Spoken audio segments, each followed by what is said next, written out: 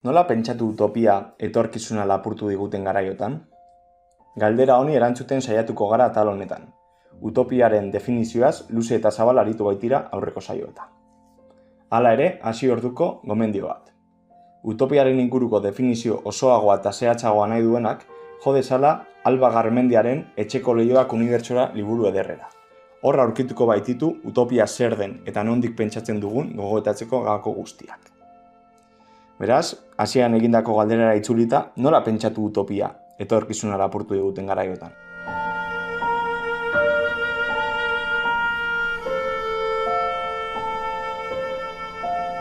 Mark Fisher irakasle eta kritiko kulturalak zioen, errealismo kapitalista bezala definizitekeen garai historikoa bizi dugula. Errealismo kapitalista azken urteetan asko popularizatu den esaldi batekin definitu zuen. Errazagoa da munduaren suntsipena irudikatzea kapitalismoaren amaira baino. Baina, zergatik gertatzen zaigu hori? Ziurrenik, kapitalismoaren historian lehen krisi sistemikoa bizitzen ari garelako non kapitalismoak alternatibarik ez duen. Ez dagoelako kapitalismoa gainditzea bilatzen duen sujetu politiko antolaturik. Hori horrela, kapitalismoaren krisi hau termino geopolitikoetan ari da ebazten klase borrokarekin baino gehiago. Rosa Luxemburgen metafora baliatuta, basakerian bizitzen ari gara, baina ez dugu hortze muga sozialistarik. Beraz, hortxe lehen korapioa. Nola hitz egin utopiaz, etorkizun desiragarriak irudikatzea ezinezkoa egin den garaiotan.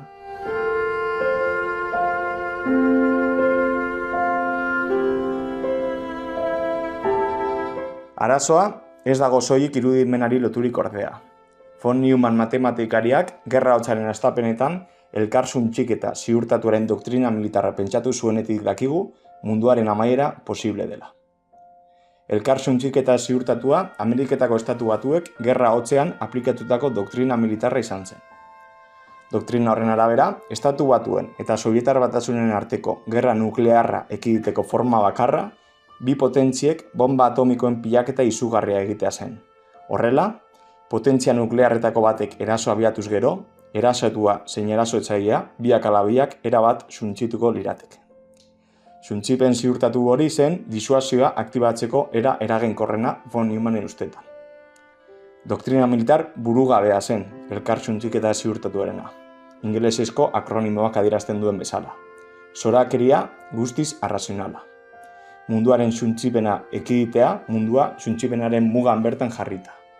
Esan bezala, orduz geroztik, munduaren suntsiketaren aukera mahai gainean dago.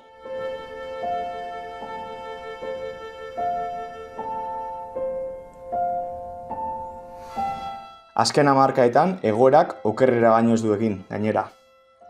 Gerra hotzean, negu nuklearra ekiditeko bi potentzia nagusien artean adostutako mekanismoak bertan behera geratu dira. Armamentu nuklearraren erabileraren mehatxua mahai gainean dago etengabe. Guztiz banalizatu da. Berriki, dekadentzian den inperioaren buru den Donald Trump entzun dugu esaten gau batez zibilizazio oso bat suntsiteko prest dagoela.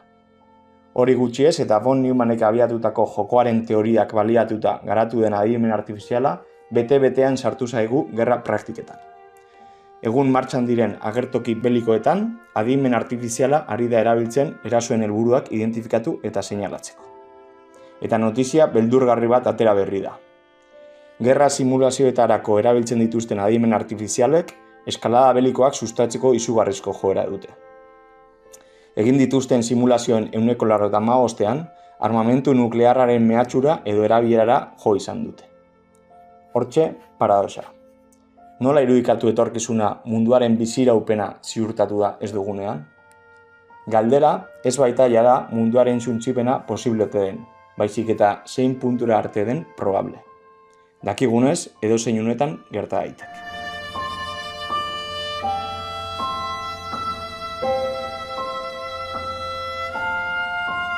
Baina aspaldiko arazoa hori, krisi klimatikoaren faktorea batu zaie orain. Krisi ekosozialaren garaioetan, gure jendartearen etorkizuna negu nuklearraren eta infernu klimatikoaren arteko aukeraketa bat izango dela dirudi. Negu nuklearrak etorkizunean ideia lapurtu bazigun, orain krisi klimatikoak urgentzia gehitu dio arazoari. negu nuklearraren eta infernu klimatikoaren arteko ezberdintasuna denborak markatzen baitu. Negu nuklearraren arriskua izoztu egin daiteke. Hau da, mehatxu potentzial gisa mantendu, epe laburreko ondorio gehiagorik gabe.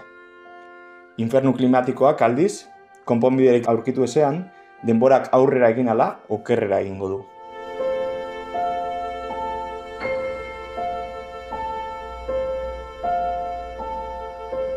Mugimendu iraultzaileek uste bat izan dute beti.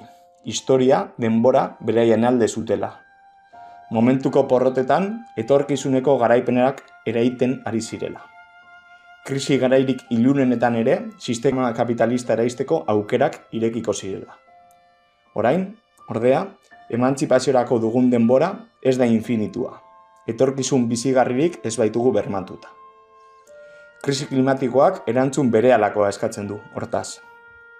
Atzera kontaketa bat gertatzen ari da. Bizpahiru hamarkada ditugu krisi klimatikoa mugatzeko ezinbestekoa den trantsizio energetikoa egiteko. Horren bestez, hemen eta orain, utopiaren idearen aurkako esaldi okerrarik badago hemen eta orain esatea baino.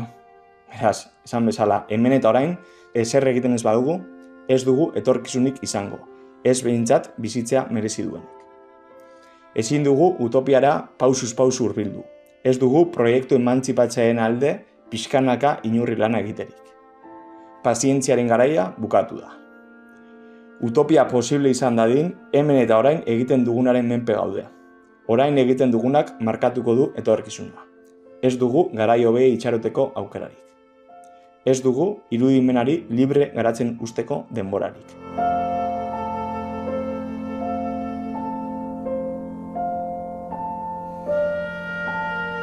Kontuan hartzeko beste horro bat.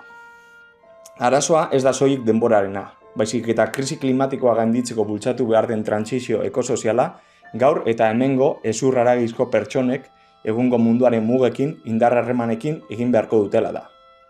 Utopiarako tarte gutxi. Horren bestez, zer egin etorkizuna irudikatu ezin dugun, zalantzan den eta bizi ditugun arazoek erantzun berehalako eskatzen duten garaioetan, utopiaren aukera bizirik mantentzeko?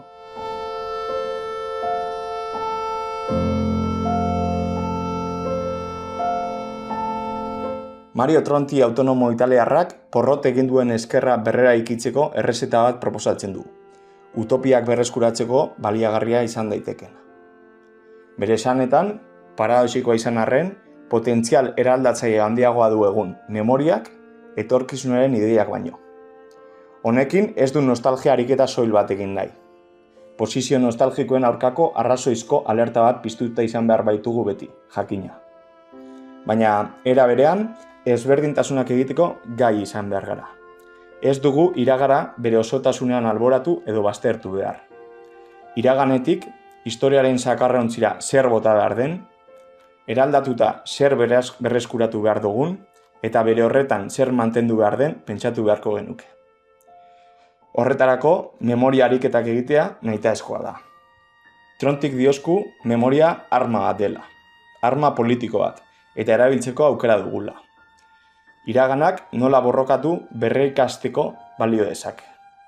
Etorkizuna lapurtu diguten garaiotan, iragana oroitzea iraultzailea izan daiteke. Izan ere, etorkizuna lapurtu diguten arren, iraganeko borrokak, antolakuntzak, esperantzak ezin izango dizkigute ostu. Horietatik abiatu gaitezke berriro etorkizuna pentsatzeko.